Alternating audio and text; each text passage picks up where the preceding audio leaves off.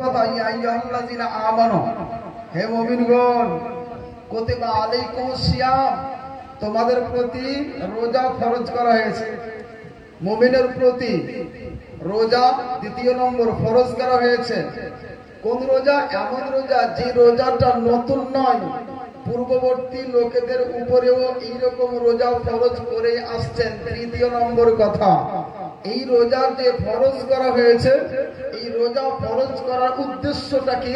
মহান রব্বুল আলামিন চতুর্থ কথা বলছেন, লাআল্লাকুম তাত্তাকুন, যাতে তোমরা পরেজগার হয়ে যাও। সুবহানাল্লাহ। এবারে চারটা কথা। আপনারা ভাবছেন যে রোজা তো শেষে, আবার আজকে মুফতি সাহেব এই রোজার আয়াত কেন করছেন? আবার রোজা আসবে না, আবার আসবে তো 11 মাস পর। এখন তো আর আসছে না, ভয় পেয়েন না। তবে রমজান মাসে অনেক ওয়াজ শুনছেন রোজাকে কেন্দ্র করে। আজকে আমি এই আয়াতের শেষ অংশ তথা লাআল্লাকুম তাত্তাকুন, এই শব্দটার উপরে যতক্ষণ আসি আপনাদের খিদমতে কথা বলবো ইনশাআল্লাহ। বাকি চারটার মধ্যে তিনটাই ছেড়ে দিলাম। এক একটা করে বললে এক একটা দিন সময় লাগবে।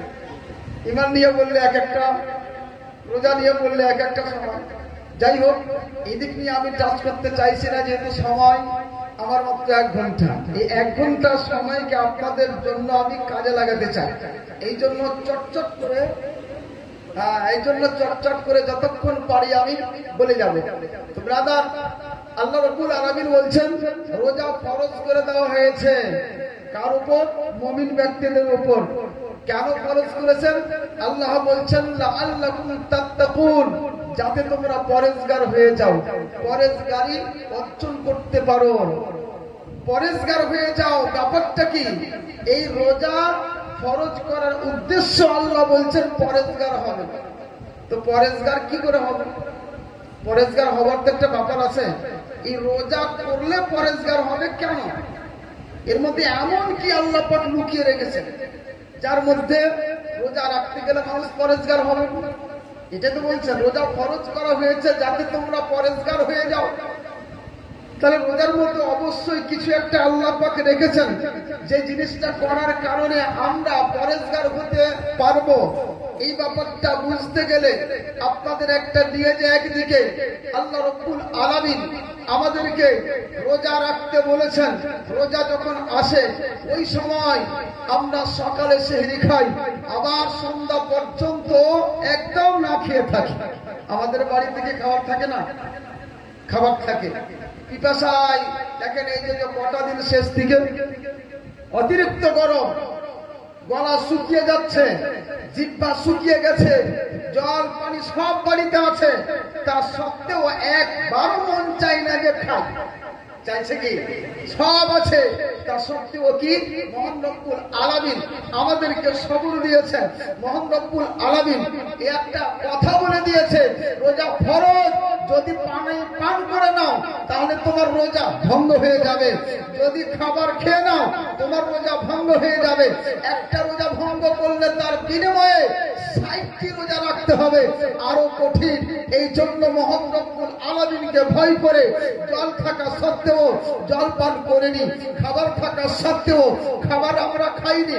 এই করে করে 1 দিন 2 দিন নয়, আলহামদুলিল্লাহ এই রমজান মাসে 30টি রোজা আমরা পালন করেছি। বলুন আলহামদুলিল্লাহ। আলহামদুলিল্লাহ, আলহামদুলিল্লাহ। 30টি রোজা পালন করেছি এইভাবে, কিন্তু খাবার খাইনি। এটা একটা আমাদের প্র্যাকটিস। কিসের প্র্যাকটিস? আল্লাহ পাক যেগুলো হালাল করেছেন আমাদের জন্য, সেই সমস্ত জিনিস থেকেও আমরা বিরত থেকেছি। না থাকিনি? খাবার খাওয়া হালাল, জলপান করা হালাল, কিন্তু রমজান মাসের জন্য দিনের বেলায় খাওয়া হারাম। এই হালাল জিনিস থেকে আমরা বেঁচেছি। মহান রব্বুল আলামিন আমাদেরকে একটা প্র্যাকটিস করিয়ে দিলেন 1 মাস ধরে। হে মুমিন বান্দারা শোনো, তোমাদের প্রতি যে সমস্ত জিনিস হালাল, এ থেকে বাঁচো। বাঁচতে বাঁচার একটা অভ্যাস করে নাও। একটা পরেজগারি এমন হয়ে যাবে ভিতরে যে এই বাঁচতে যখন অভ্যস্ত হয়ে যাবে, রোজা শেষ হয়ে যাওয়ার পরেও এই অভ্যাস যদি থাকে, তাহলে এখন তোমরা হালাল জিনিস থেকে বাঁচছো, এই রোজার পরে তোমরা হারাম জিনিস থেকে বাঁচতে পারবে। नारे तकबीर, नारे रिसालत, अजीज़े मिल्लत हजरत अल्लामा मुफ्ती अब्दुल अजीज कलीमी साहब किबला, मसलक के आला हजरत। सुभान अल्लाह, सुभान अल्लाह। তাহলে এই জন্যই মহান রব্বুল আলামিন বলেন লাআল্লাকুম তাত্তাকুন, রোজা ফরজ করা হয়েছে যাতে তোমরা পরেজগার হয়ে যাও। বুঝতে পেরেছেন? রোজা ফরজ করা হয়েছে যাতে তোমরা পরেজগার হয়ে যাও। পরেজগার মানে বাঁচনেওয়ালা। আমরা মানে কি বাঁচনেওয়ালা, কোন জিনিস থেকে আমরা বাঁচছি, বিরত থাকা, এটা হচ্ছে আসলে পরেজগার। দেখবেন খাবার খেতে বসে কিছু লোক বলে আমি পরেছি, তাই না? মানে গরু খাই না, ওর চাইতে বেশি বড় পরেজি, তার মানে কি হোক খাসিও খাই না, বলছে আর কোনো মাংসই খাই না, ওর চাইতে আরো বেশি পরেজি। কিছু আছে শুধু নিরামিষ, ও মাছও খায় না, ডিমও খায় না, কিচ্ছু খায় না। এবার বলেন ওই ব্যক্তিটা বড় পরেজি, তাই না? তাহলে পরেজিরও কয়েকটা কোয়ালিটি হয়ে গেল, কেউ বেশি কেউ কম, যেমন যেমন ভিতরে যতটা প্রয়োজন ততটা ওই হিসাবে হবে। তাহলে পরেজি কাকে বলি? যে ব্যক্তি কোন জিনিস থেকে বাঁচে ও হলো পরেজি। যে বাঁচে ওকে বলা যায় পরেজগার। তার মানে কি ও বাঁচছে কি থেকে? সুদ খাওয়া থেকে বাঁচছে তাই ও পরেজগার, ঘুষ খাওয়া থেকে বাঁচছে তাই ও পরেজগার, হারামকারী থেকে বাঁচছে তাই ও পরেজগার। এক কথায় সমস্ত হারাম কাজ যা আল্লাহ রাব্বুল আলামিন দিয়েছেন, নিষেধ করেছেন, এই সমস্ত হারাম থেকে বাঁচছে, যার জন্য সেই ব্যক্তির নাম হলো পরেজগার। সুবহানাল্লাহ, বেশক হক है। বুঝতে পেরেছেন তো? এবার পরেজগারের মধ্যে কেউ হয় নরমপন্থী, কেউ হয় চরমপন্থী। কেউ নরম আর কেউ চরম ভাবে বাঁচে, দুই কোয়ালিটি। মানে কোন রকমের আইসও খাবে না, ও হলো একদম চরমপন্থী। আর কিছু লোক আছে শুধু ওই তো গরুর মাংস খায় না, ও হলো কি পরেজি, কিন্তু পরেজগার কিন্তু নরমপন্থী হয়ে গেল। এইরকম হয়ে থাকে, কিন্তু দুটাই হবে কি পরেজগার। এই জন্য এইরকম আমাদের মাঝে আছে। হযরত ইমাম আযম আবু হানিফা রাদিয়াল্লাহু তাআলা আনহুর নিকট আপনাকে নিয়ে যাই, আপনাকে দেখিয়ে দিই যে এই পরেজগারটা কি রকম হওয়া উচিত। লাআল্লাকুম তাত্তাকুন, তাত্তাকুন শব্দটা এসে তাকওয়া থেকে, মানে পরেজগার, পরেজগারি থেকে এসেছে। এই পরেজগারির দিকটা আপনাকে নিয়ে যাই। ইমাম আযম আবু হানিফা রাদিয়াল্লাহু তাআলা আনহুর নাম শুনেছেন? হাত উঠান তো, শুনেছেন? উনার আসল নাম কি বলেন তো? ইমাম আবু হানিফার আসল নাম কি কেউ জানেন না? কি সাবিত? না বাবা, উনার আসল নাম হচ্ছে নোমান, আর উনার বাবার নাম হচ্ছে সাবিত। উনার বাবার নাম কি? সাবিত। মনে রাখার জন্য আপনি বলতে পারেন নোমান বিন সাবিত, মানে সাবিতের ছেলে নোমান। তাহলে ওনার নাম হলো কি নোমান, আর ওনার বাবার নাম কি হলো সাবিত। তাহলে মনে রাখবেন, মনে থাকবে নোমান, দন্তনয় ওকার ময়াকার ন, নোমান। তাহলে এই নোমান বিন সাবিত রাদিয়াল্লাহু তাআলা আনহু একজন তাবেঈ ছিলেন, যাকে আমরা ইমাম হিসেবে পেয়েছি। নিজের ইমাম হিসেবে পাওয়াতে আমরা অতিরিক্ত গর্বিত, বলেন সুবহানাল্লাহ, আলহামদুলিল্লাহ। কারণ আমরা যাকে পেয়েছি তিনি একজন তাবেঈ ছিলেন। তাবেঈ তাকেই বলেন যিনি সাহাবীকে দেখেছেন, বলেন সুবহানাল্লাহ। ব্রাদার, হযরত নোমান বিন সাবিত তথা হযরত আবু হানিফা রাদিয়াল্লাহু তাআলা আনহু পথ অতিক্রম করছিলেন, যেতে যেতে পায়ে কাদো লেগে যায়। ওই কাদোটা অথবা কোনো নোংরা লেগে যায়, ওই নোংরাটা ঝাড়ার জন্য যখন জুতোটা ঝাড়ে, ওই নোংরা গিয়ে একটা ওয়ালে পড়ে যায়। ওয়াল বুঝেন তো? প্রাচীর, দেওয়াল যাকে বলে অনেক জায়গায়, প্রাচীরে গিয়ে লেগে যায়। যখন দেখেন প্রাচীরে লেগে গেল, চিন্তিত হয়ে গেলেন, ব্যাপারটা কি এমন, কি করা যায়? ওয়াল থেকে সেটাকে আমি কি করে ছড়াবো? যদি ওইটা ধুইতে যায় জল দিয়ে, তার কালারটা ডিসকালার হয়ে যাবে, সঠিক কালার থাকবে না যে কালার আছে সেখানে জল লাগলে। যদি সেটাকে আমি কোনো জিনিস দিয়ে উঠিয়ে দিই, তাতেও সেখানে ঘষ্ট লেগে সেটাও দাগদার হয়ে যাবে। কি করে পরিষ্কার করি? কোনো বুদ্ধি পান না। শেষ পর্যন্ত তিনি ভাবেন আমি নিজেই পরিষ্কার না করে এই বাড়িওয়ালার কাছ থেকে ক্ষমা চেয়ে দিই। এই জন্য তিনি এগিয়ে গেলেন। এগিয়ে যাওয়ার পরে বাড়িতে যখন দস্তক দিচ্ছেন, আওয়াজ দিচ্ছেন বাড়িতে কেউ আছেন, যখন বাড়ি থেকে বেরিয়ে আসছেন এক ব্যক্তি, দেখছেন আমার আপনার ইমাম ওই বাড়ির দরজায় দাঁড়িয়ে আছেন। এমন অবস্থায় ওই ব্যক্তি বেরিয়ে আসা মাত্রই সেই ব্যক্তি তখন বলা হচ্ছে, হুজুর ক্ষমা করবেন, আমার বিলম্ব হয়েছে, আপনি আমাকে ক্ষমা করেন। এখন আমার কাছে ধন সম্পদ এখনো হয়নি, টাকা পয়সা এখনো হয়নি, আপনার ঋণ আমি শোধ করতে পারিনি, আপনি আমাকে ক্ষমা করবেন। বলেন সুবহানাল্লাহ। সুবহানাল্লাহ, সুবহানাল্লাহ। আমার আপনার ইমামের সেই ব্যক্তিটি ঋণী ছিল, এই জন্য তাকে দরজায় দেখা মাত্রই সে উল্টা ক্ষমা চাইতে লেগেছে। আমার ইমাম তার কাছে ক্ষমা চাইতে গিয়েছিলেন, উল্টা তার কাছে ক্ষমা চাইছেন। আমার ইমাম তখন বলছেন, শোনো, এমন কোনো ব্যাপার নয়, আমি তোমার কাছে ঋণ শোধ করার জন্য আসিনি, তোমার কাছে টাকা চাইতে আসিনি, ওই ঋণ চাইতে আমি তোমার কাছে আসিনি। আমার এই সমস্যা হয়েছে, তোমার ওয়ালে নোংরা লেগে গেছে, সেটা পরিষ্কার করতে পারিনি। কিভাবে পরিষ্কার করব? পরিষ্কার করতে গেলে সেখানে একটা ব্যাঘাত ঘটে যাবে, সেখানে একটা কমি হয়ে যাবে, এই জন্য আমি করতে পারিনি। তুমি আমাকে ক্ষমা করে দাও, ওই ওয়ালটা যে আমি নোংরা করে দিয়েছি এটার ক্ষমা চাইতে তোমার কাছে এসেছি। সেই ব্যক্তি একজন ইহুদি ছিল, উনি বলছেন, এ জামানার ইমাম, আমার প্রাচীর, আমার ওয়াল পরে পরিষ্কার করবেন, আমি নিজের নবীর কালেমা পড়িয়ে আমার হৃদয়টাকে পরিষ্কার করে দিন। নারে তাকবীর, নারে रिसालत, मसलके आला हजरत सैयद सरकार मसरूर पिया कलीमी का दावा, इश्क मोहब्बत, इश्क मोहब्बत, इश्क मोहब्बत, इश्क मोहब्बत। माशाअल्लाह, सुभान अल्लाह। রাদার ওই সময় সঙ্গে সঙ্গে সেই ব্যক্তিকে কালেমা পড়িয়ে মুসলমান করে নিলেন। এবার আপনাদের বুঝাতে চাই, হুজুর যখন যাচ্ছিলেন নোংরা ওয়ালে লেগেছিল, এই ওয়ালটা পরিষ্কার করে দেওয়াটা তার জন্য ওয়াজিব ফরজ ছিল না, তার জন্য কোনো বড় গুনাহ হয়ে যাবে তা কিছু ছিল না, এবং তার জন্য তার কাছ থেকে ক্ষমা চাইতে হবে এমনও কোনো বড় বিষয় ছিল না। কিন্তু একমাত্র যে চরমপন্থী তাকওয়া পরেজগারি এটাই বলছে যে চুল পরিমাণও কারো প্রতি কোনো ক্ষতি করা যাবে না।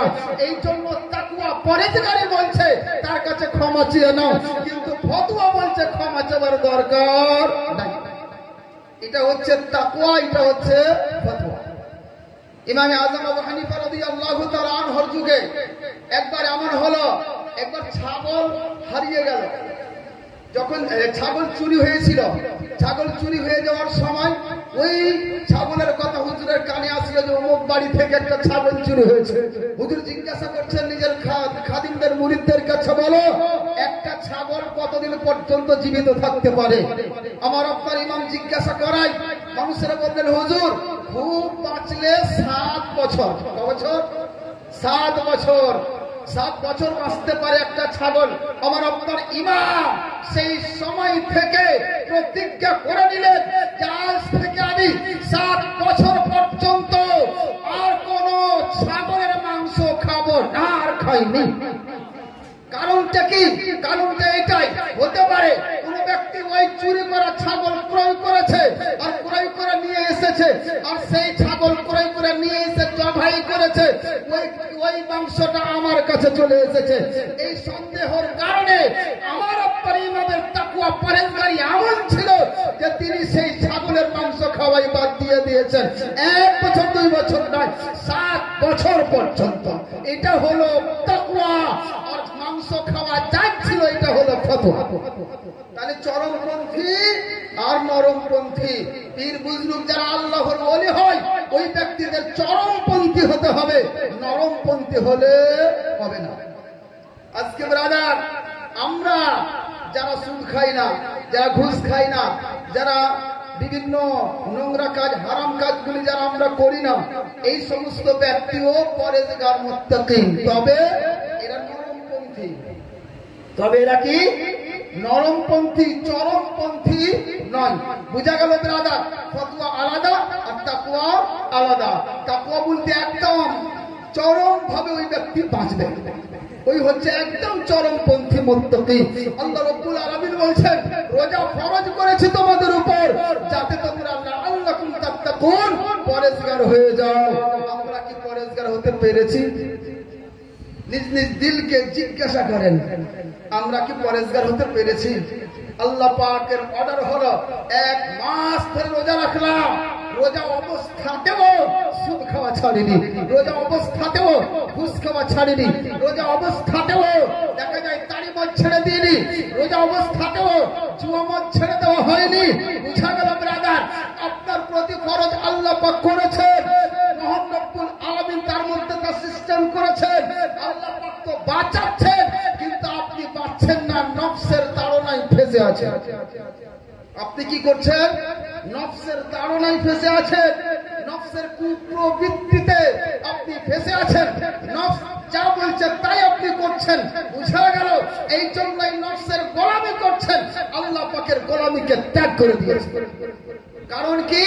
মহান রব্বুল আলামিন রোজাকে ফরজ করলেন নফসকে কন্ট্রোল করার কারণে, কারণ খাবার খেতে নিষেধ করলেন। ওটা মাসে কি করি আমরা?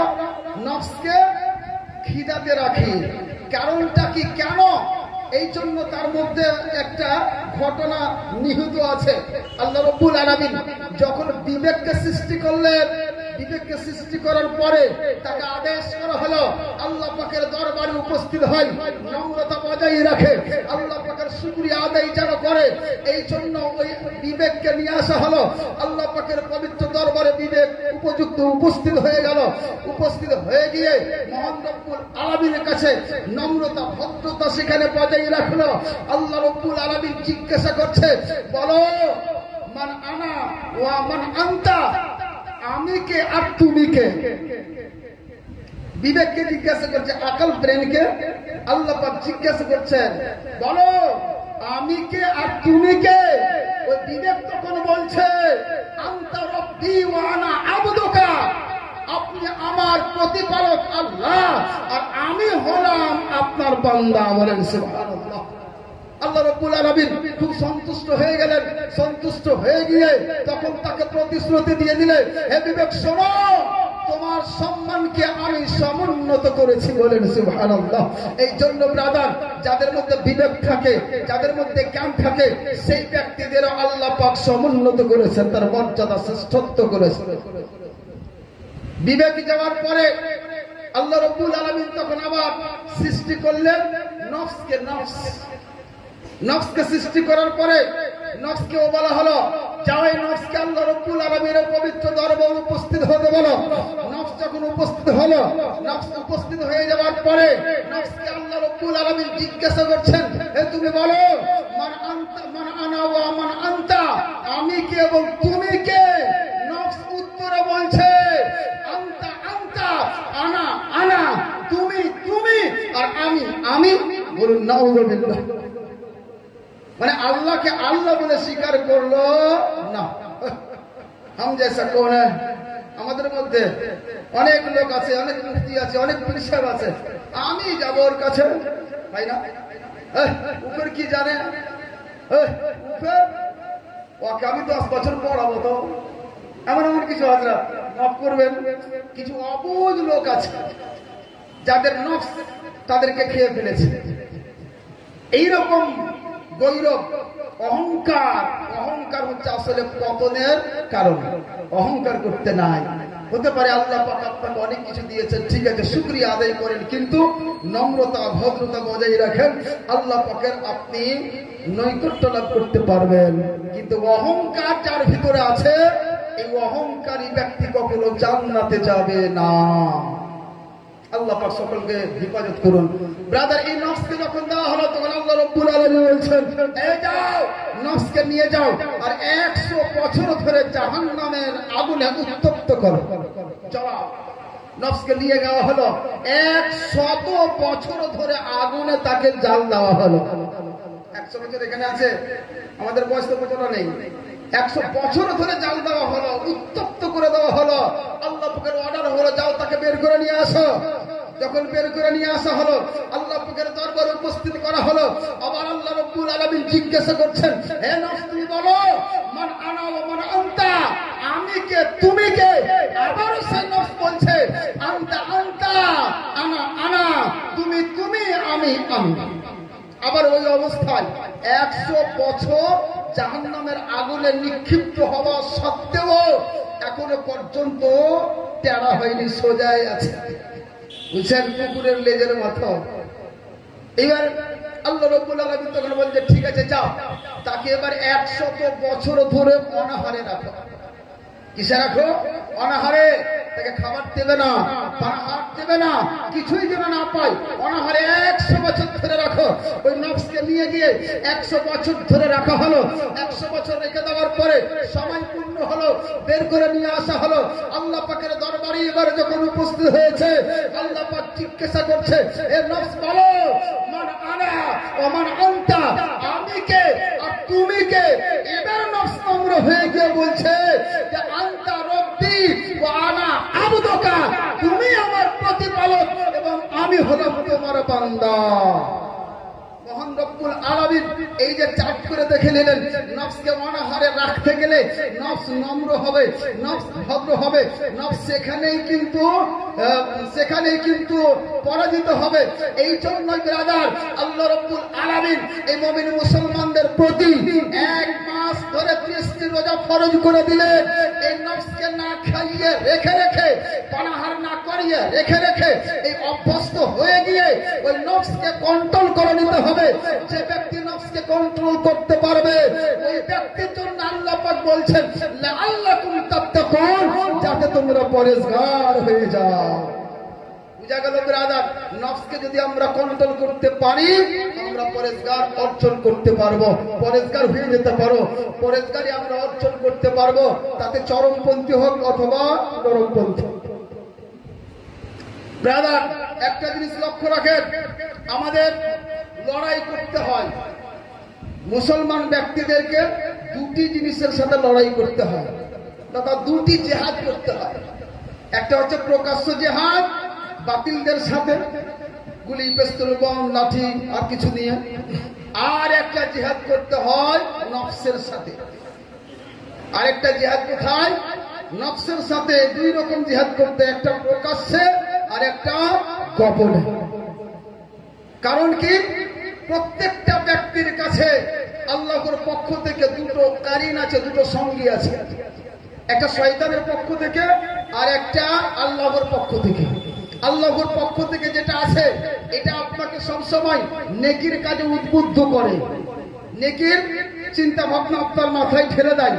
আর শয়তানের পক্ষ থেকে যেটা আছে, এই শয়তান সবসময় গুনাহের কাজে আপনাকে উদ্বুদ্ধ করে, গুনাহের চিন্তা ভাবনা আপনার মাথাতে ঢালতেই থাকে। যে ব্যক্তির এই শয়তানেরটা প্রাধান্য পেয়ে যায়, ওই ব্যক্তি গুনাহগার হয়ে যায়। আর যে ব্যক্তির ওই ফরিস্তা সুলভ সিফাত সঙ্গীটা প্রাধান্য পেয়ে যায়, ওই ব্যক্তি নেককার পরেজগার হয়ে যায়। বুঝা গেল মুআজ্জাজ? আপনি যদি নামাজ না পড়েন, আপনি যদি রোজা না রাখেন, আপনি যদি নেকির কাজ না করেন, হারাম কাজ থেকে না বাঁচেন, আপনাকে ভেবে নিতে হবে যে আমার প্রতি ওই শয়তানের যে সঙ্গী আছে, ওইটা প্রাধান্য পেয়ে গেছে, যার ফলে আমি এইরকম করছি। ব্রাদার, নফসের জিহাদ আমাদের করতে হবে। যদি আপনি করতে পারেন, তাহলে লাভবান হবেন ইহ জগতেও পরজগতেও। যদি না করতে পারেন, তাহলে কিন্তু লাভবান হতে পারবেন না। এবার আসুন, নফসের জিহাদ কেমন করে করবেন? আমাদের পীরানে ইজাম, আমাদের বুজুর্গানে দিন নফসের জিহাদ করে আমাদেরকে শিক্ষা দিয়ে দিয়েছেন। হযরত সুন্নুন মিসরি রহমাতুল্লাহ আলাইহি নামক একজন বিশাল আকার আল্লাহ ওয়ালা ব্যক্তি ছিলেন। হযরত সুন্নুন মিসরি রহমাতুল্লাহি তাআলা আলাইহি প্রতিদ্বন্দ্বী চলছিল তার নফসের সাথে। 1 দিন 2 দিন নয়, 10 বছর অতিবাহিত হয়েছে। নফসকে কিসের প্রতিদ্বন্দ্বিতা চলছিল? সেখানে হচ্ছে কি, উনি বলছেন তোমাকে সুস্বাদু খাবার খেতে দেব না। নফসকে বলছে সুস্বাদু খাবার খেতে দেব না, রকমারি খাবার খেতে দেব না, সীমিত কিছু খাবার দিয়ে খেতেন। এইভাবেই 1 দিন 2 দিন নয়, 10 বছর কাটিয়ে দিয়েছেন। বলেন সুবহানাল্লাহ। আমাদের কি রকমারি খাবার চাই? কিছু না পেলেও প্রত্যেকটা দিনে কমপক্ষে মাছ অথবা মাংস অথবা ডিম কিছু না কিছু একটা হতেই হবে, নাহলে খেতে পারবো না। কিন্তু আল্লাহ ব্যক্তিরা সব সময় এই সমস্ত জিনিস থেকে দূরে থেকেছেন। হযরত সুন্নুন মিসরি রহমাতুল্লাহি তাআলা আলাইহি 10 বছর অতিবাহিত করে নিয়েছেন, সুস্বাদু খাবার নিজের নফসকে খেতে দেননি। এবার সামনে আসছে কি? রাত্রি আসছে, ঈদের রাত সামনে আসছে। কিসের? ঈদের রাত। ঈদের রাত আসার জন্য তখন ঘুমিয়ে ঘুমিয়ে, শুয়ে শুয়ে চিন্তিত যে কালকে তো ঈদের রাত, যদি আমি কিছু খেয়ে নিই, যদি আমি সুস্বাদু খাবার খেয়ে নিই তাতে কোনো অসুবিধা নাই, যেহেতু খুশির রাত আসছে, খুশির দিন আসছে, এই জন্য ঈদের দিনে খুশির কিছু খেতে পারবো, কোনো সমস্যা হবে না। এই চিন্তায় চিন্তিত হয়ে, এই চিন্তা ভাবনা করে তখন তিনি বললেন যে ঠিক আছে, সুস্বাদু খাবার খেতে হবে, সুস্বাদু খাবার খেতে হবে। এই চিন্তা ভাবনা করে খাদেমকে অর্ডার করছে যে আমার জন্য সুস্বাদু খাবার তৈরি করো। नारे तकबीर, नारे तकबीर, नारे रिसालत, नारे रिसालत। नबीरे हुजूर सदरुल्लाह फाजिल, नबीरे हुजूर सदरुल्लाह फाजिल, हुजूर नजमुल उलमा, हुजूर नजमुल उलमा, हुजूर नजमुल उलमा, हुजूर नजमुल उलमा। नबीरे हुजूर सदरुल्लाह फाजिल, नबीरे हुजूर सदरुल्लाह फाजिल, नबीरे हुजूर सदरुल्लाह फाजिल। शहजादे हुजूर फिदाए मिल्लत, शहजादे हुजूर फिदाए मिल्लत। नबीरे हुजूर सदरुल्लाह फाजिल, आमदे हुजूर नजमुल उलमा, आमदे हुजूर नजमुल उलमा। नारे तकबीर, नारे रिसालत।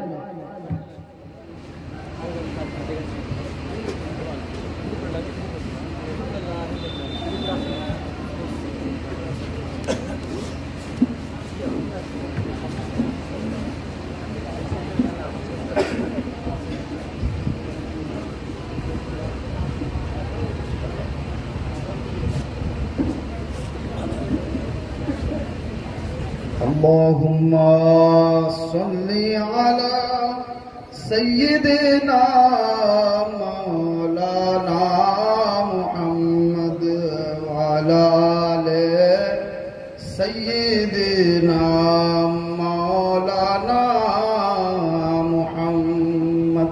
नारे तकबीर, नारे तकबीर, या रसूल अल्लाह, या रसूल अल्लाह, आले रसूल जिंदाबाद। ब्रदर इस्लाम, দেখুন আলে রসুল শাহজাদা হুজুর নাইমুদ্দিন মুরাদাবাদী রহমতুল্লাহ আলাইহি সাল্লাম আফাজিল উপস্থিত হয়ে গেছেন। ক্ষণিকের মধ্যেই মাইকে চলে আসবে।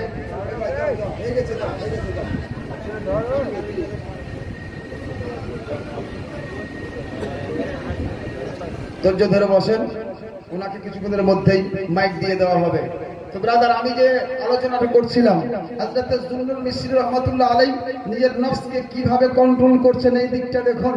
হুজুর জুন্নুল মিসরি রহমাতুল্লাহ আলাইহি বললেন যে আগামী কাল যেহেতু ঈদের দিন, এই দিনে যদি সুস্বাদু খাবার খাওয়া হয় তাহলে কোনো সমস্যা হবে না, খেতে পারা যেতে পারে। এই জন্য নিজের খাদেমকে ডাকলেন আর বললেন ঠিক আছে যাও সুস্বাদু খাবারের ব্যবস্থা করো, সকালে সুস্বাদু খাবারের ব্যবস্থা করবে। এইরকম করে নিজের নফসকে আগেই বলছেন শোনো, আগামীকাল সুস্বাদু খাবার তোমাকে দেব, কিন্তু আমার শর্ত রয়েছে। বলছে কি? আমার একটি শর্ত হচ্ছে এই যে 2 রাকাত নফল নামাজ পড়বো, আন্তরিকতার সহিত এই 2 রাকাত নফল নামাজের মধ্যে 1 খতম কোরআন পাক তেলাওয়াত করতে হবে। সুবহানাল্লাহ। 1 খতম কোরআন পাক তেলাওয়াত করা অত সহজ না। 1 খতম পবিত্র কোরআন তেলাওয়াত করছি আমরা 30 দিনে, তবুও হাফিজ রাখতে চাই না মসজিদের মধ্যে। হুজুর পারবো না, সমস্যা বেড়ে যাচ্ছে। কিন্তু ব্রাদার তিনি বলছেন আগামীকাল ঈদের দিন সুস্বাদু খাবার তোমাকে দেব, হ্যাঁ নফস, কিন্তু শর্ত হচ্ছে কি 1 খতম পবিত্র কোরআন তেলাওয়াত করতে হবে মাত্র 2 রাকাত নামাজে। 2 রাকাত নামাজে, মাত্র 20 রাকাত নামাজে আমরা পড়ি 1 খতম, তবু পারি না। উনি বলছেন মাত্র 2 রাকাত নামাজে 1 খতম পবিত্র কোরআন তেলাওয়াত করতে হবে। রাত্রি হলো, 1 খতম পবিত্র কোরআন তেলাওয়াত করার জন্য তিনি ব্যবস্থায় লেগে গেছেন, নামাজ আদায় করলেন। আলহামদুলিল্লাহ, আন্তরিকতা সহকারে তিনি 1 খতম পবিত্র কোরআন মাত্র 2 রাকাত নামাজে সম্পন্ন করে দিলেন। সকাল হয়েছে, আবার সেই খাদিম খাবার তৈরি করে দিয়েছেন, যাই সেই সময় দস্তরখান লাগিয়ে দিয়েছেন, ওই সুস্বাদু খাবার নিয়ে উপস্থিত হয়েছেন। উপস্থিত হয়ে যাওয়ার পরে হুজুরকে বলা হলো, হুজুর দস্তরখান লেগে গেছেন, আপনি আসুন। একত্রিত হয়ে বসলেন। বসার পরে নিজের থালা সবকিছু ধুয়ে থালাতে খাবারও নিলেন। ওই খাবার নিয়ে লোকমা মুখে পর্যন্ত নিয়ে আসলেন। আর নিয়ে আসার পরে আবার সেই লোকমাটা ওইখান থেকে ফিরিয়ে আবার থালিতে রেখে দিলেন। আর রেখে দিয়ে ওই দস্তরখান থেকে উঠে পড়লেন। আশ্চর্য হয়ে গেলেন। খাদিম সাহেব ভাবছেন আমার কোনো ত্রুটি হয়ে যায়নি তো? বলছেন হুজুর আমাকে ক্ষমা করবেন, হয়তো আমার কোনো ত্রুটি হয়েছে, হয়তো এমন কিছু হয়েছে যাতে আপনি নারাজ হয়ে গেছেন। তিনি বলছেন না না, এমন কোনো ব্যাপার নেই, তোমার কোনো ত্রুটি নাই। বলছে হুজুর তবে এমন কি হলো? আপনার কথাই সুস্বাদু খাবারের ব্যবস্থা হলো। আপনি দস্তরখানায় বসলেন, লঙ্কাও উঠালেন, উঠানোর পরে মুখ পর্যন্ত নিয়ে গেলেন, কিন্তু খেলেন না, রেখে দিয়ে উঠে গেলেন। ব্যাপারটা কি? তিনি বলছেন যে আমি যখন খাবারটা মুখ পর্যন্ত নিয়ে আসলাম, আমার নফস ওই সময় বলছে এই জন্য মিশ্রি শোনো, 10 বছর পরে ঠিক, কিন্তু সুস্বাদু খাবার আমাকে খাওয়ালে তো জয় তো আমারই হলো, তোমার পরাজয় হলো। আমি তখন বললাম এ আমার নফস, যদি এইরকম ব্যাপার হয় তাহলে আজকে কি সারা জীবন আমি সুস্বাদু খাবার তোকে খেতেই দিব না। এই জন্যই আমি দস্তরখান থেকে উঠে গেছি। বলেন সুবহানাল্লাহ। বুঝা গেল ব্রাদার, যে আজকে নফসকে যদি আমরা কন্ট্রোল করতে পারি, এই বুজুর্গানের দিনের দিক আমাদের দেখতে হবে, ওনাদের সিরাতে কিরদারকে আমাদের দেখতে হবে। দেখার পরে আজকে নফসকে কন্ট্রোল করে নিতে পারবো আমরা, না হলে পারা যাবে না। এই জিনিসটাকে মহান রব্বুল আলামিন 1 মাস ধরে রোজা রেখে হালাল জিনিসগুলোকে ত্যাগ করিয়ে দিয়ে অভ্যাস করিয়ে দিলেন, যে হালালকে ছাড়তে যখন পারছো, রোজার পর থেকে সারা জীবন এইরকম করে তোমরা হারাম জিনিসকে ত্যাগ করতে থাকবে। এই যদি ত্যাগ করতে পারো তাহলে আল্লাহ পাক বলছেন কি, লাআল্লাকুম তাত্তাকুন, যাতে তোমরা পরেজগার হয়ে যাও। সুবহানাল্লাহ। পরেজগার যদি হতে পারেন তাহলে তার বিনিময় কি দেবেন আল্লাহ পাক? 1 মিনিটে শেষ করে দেব। হুজুর যেহেতু চলে এসেছেন, ব্রাদার ফলাফল কি হবে যদি আমরা পরেজগার হয়ে যেতে পারি? আল্লাহ পাক কিছু তো অবশ্যই দেবেন, কারণ পরেজগার হওয়ার কথা শিখাচ্ছেন, প্র্যাকটিস করিয়ে দিলেন 1 মাস ধরে। তারপরে ফলাফল তো কিছু আছে, তার বদলা তো কিছু আছে। মহান রব্বুল আলামিন পবিত্র কোরআনে বলছেন ওয়ানাহান নাফসা আনিল হাওয়া, যে ব্যক্তি নফসের কুপ্রবৃত্তি থেকে